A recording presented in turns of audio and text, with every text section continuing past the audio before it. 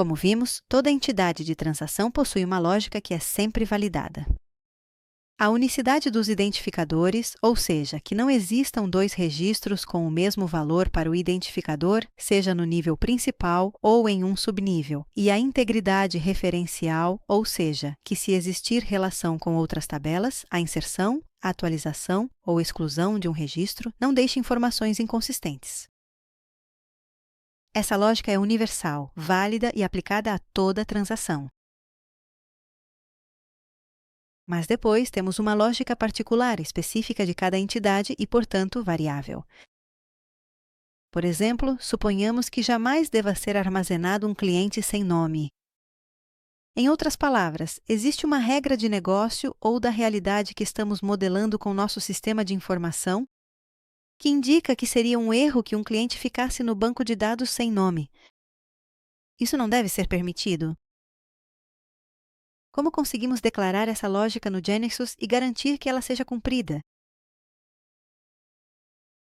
Em toda transação, temos uma seção chamada Rules, que é onde serão declaradas todas as regras particulares para a entidade. Aqui também temos a possibilidade de que a Nexa nos ajude. Vamos escrever o que queremos. Neste caso, não permitir que o nome do cliente fique vazio. Observemos que, ao pressionar Enter, o assistente começa a processar nosso pedido e nos informa que adicionou uma regra para fornecer o controle desejado. Esta é a regra error. É assim que ela se chama. O que está sendo declarado é que, se em uma execução o usuário tentar deixar vazio o atributo Customer Name, então essa regra de erro será disparada, mostrando ao usuário este texto como mensagem e impedindo que ele grave o registro no banco de dados. Vamos experimentar. Vamos pressionar F5. Desta vez, não será necessário reorganizar o banco de dados, uma vez que as regras apenas estabelecem o comportamento. Eles não fazem alterações estruturais. Vamos executar a transação do cliente. Vamos inserir um cliente chamado Robert, número 3. Nada aconteceu quando saímos do campo, mas vamos observar o que aconteceria se o deixássemos vazio. Ao sair do campo, vemos o texto que colocamos entre parênteses na regra de erro. Embora a transação permita continuar inserindo valores nos outros campos, ela não permitirá gravar o registro no banco de dados enquanto a condição de erro continuar verdadeira. Vemos que, mesmo pressionando confirmar, nada acontece e o erro continua sendo exibido. Vamos adicionar outra regra de erro, desta vez sem o assistente. Se um cliente não puder ser cadastrado sem um sobrenome, nós escreveremos qual é a condição para que essa regra de erro seja acionada. O atributo Customer Last Name foi deixado vazio. E então, com um ponto, indicamos que usaremos um método, neste caso isEmpty, que retornará um valor booleano true ou false. Será verdade? Verdadeiro? Se o atributo ao qual está sendo aplicado estiver vazio. E falso de outra forma. E, por fim, um ponto e vírgula. Porque as regras sempre terminam com um ponto e vírgula. Vamos experimentar. F5. Não é necessário executar a transação do cliente a partir do Launchpad. Basta pedirmos a ela para atualizar. Deixamos o campo do nome do cliente em branco. O erro associado ao nome vazio é acionado. E agora vamos tentar deixar o campo do sobrenome em branco. O erro na regra que acabamos de declarar foi acionado. Se agora colocarmos um nome, a primeira regra de erro deixa de ser acionada. E se deixarmos o sobrenome em branco, a segunda é acionada. Mas se colocarmos um valor ali também, ela não é mais acionada. Os outros campos podem ser deixados em branco, porque não temos regras de erro para eles. E o registro poderá ser salvo do mesmo jeito. Vamos observar como as regras estão declarando lógica, desta vez específica, própria desta transação. e possibilitando que os dados sejam validados de acordo com essas regras antes de serem armazenados no banco de dados.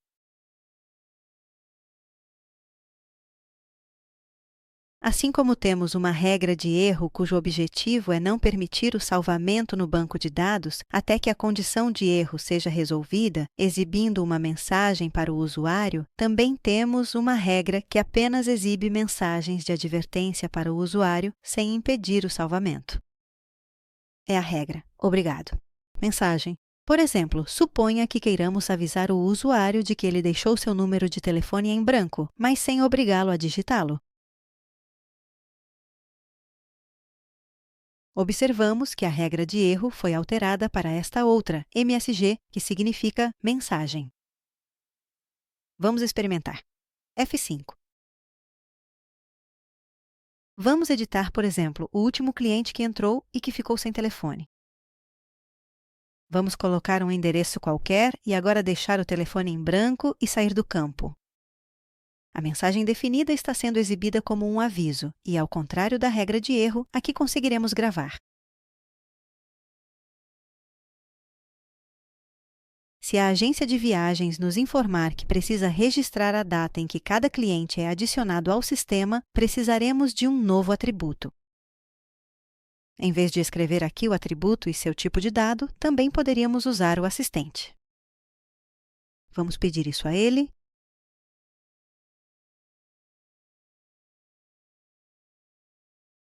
Ele escolheu o nome Customer Added Date para o atributo e já atribuiu o tipo de dado date, que é o tipo de dado para representar datas. É isso que queremos. Vemos isso assim na estrutura. Agora, se toda vez que um novo cliente for inserido no sistema quisermos que, por padrão, a data de ingresso seja a do dia, temos uma regra para indicar isso. Vamos perguntar ao assistente.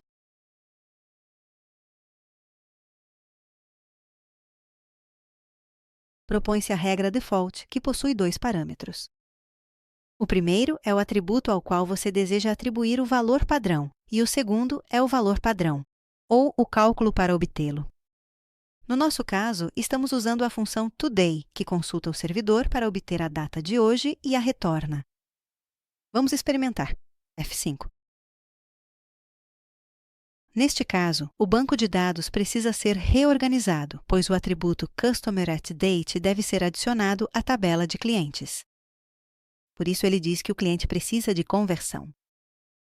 E também nos avisa que, para registros pré-existentes, deixará o valor do atributo vazio.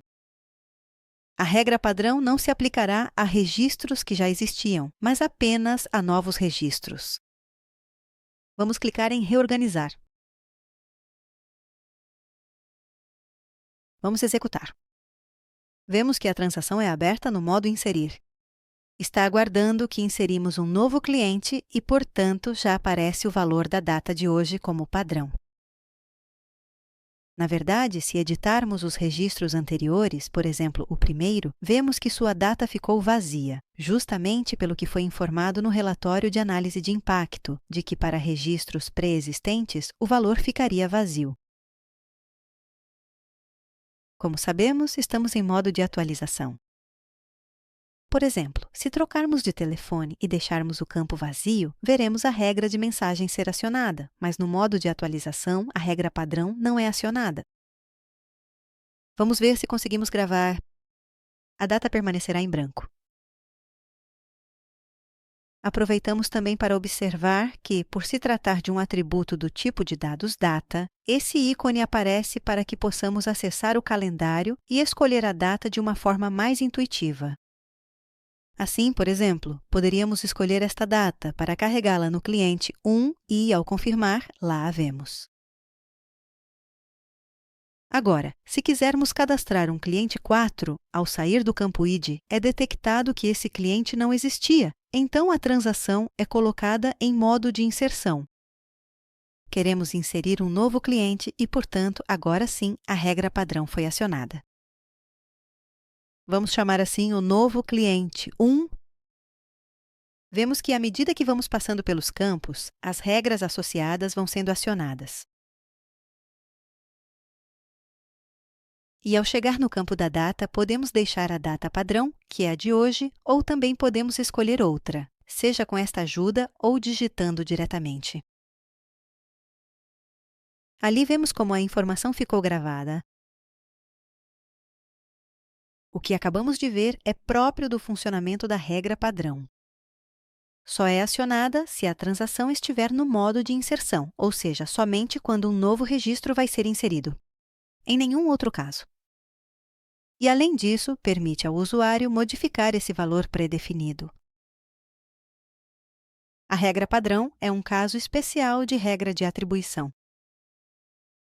Equivale a escrever uma regra de atribuição, mas que só é executada quando se está inserindo um novo cliente. Em nenhum outro caso. Vejamos o que o assistente sugere se dissermos que CustomerAtDate deve ter o valor da data de hoje quando um novo cliente está sendo inserido. Ele sugere a regra de atribuição, mas condicionada ao momento em que está sendo feita uma inserção. Aqui vemos um exemplo de aplicação das funções booleanas insert, update e delete, que introduzimos no vídeo anterior, que retornam true quando, para o registro com o qual se está trabalhando, se está nesse modo de operação. Portanto, essas duas regras serão equivalentes. Ou escolhemos uma ou a outra. Com barra dupla, tudo o que vier depois na mesma linha será considerado comentário e não será interpretado como código executável. Assim, se colocarmos essa regra precedida de barra dupla, ela fica simplesmente como comentário.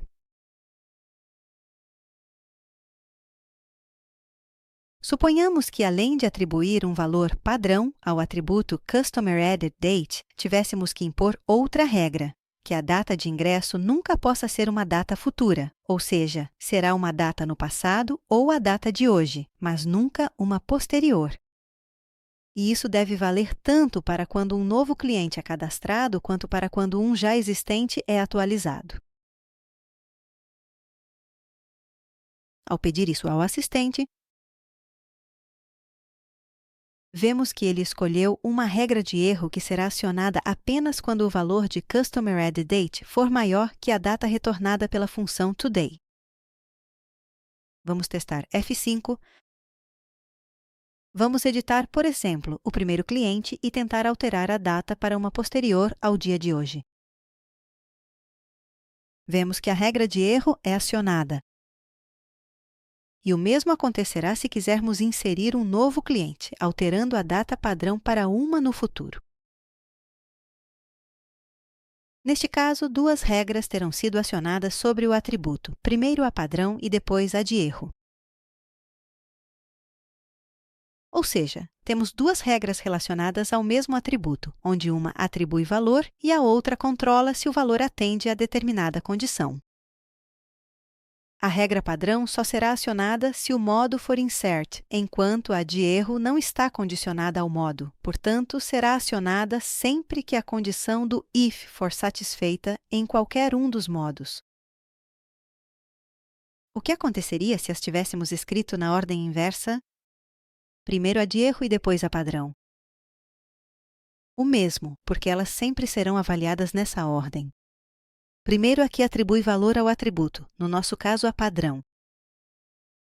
Depois a que consulta o valor, no nosso caso a de erro. Por isso dizemos que as regras são declarativas. A ordem só importará em caso de ambiguidade. Por exemplo, se duas regras consultarem o valor do mesmo atributo. Nesse caso, será avaliada primeiro a que foi escrita primeiro e depois a segunda. Se não se deseja que a data de ingresso do cliente seja editável, ou seja, o que se quer é que ela seja atribuída pelo sistema e o usuário não possa modificá-la, a regra sugerida é a chamada NoAccept. Entre parênteses, aparece o atributo para o qual se deseja desabilitar a edição. Com esse novo comportamento, a regra de erro já não fará sentido, então a deixamos comentada. Teremos a default atribuindo a data do dia e a NoAccept que não permitirá a edição. Vamos testar F5. Vemos que a data aparece inicializada pela regra default para um novo cliente e desabilitada pela regra no accept.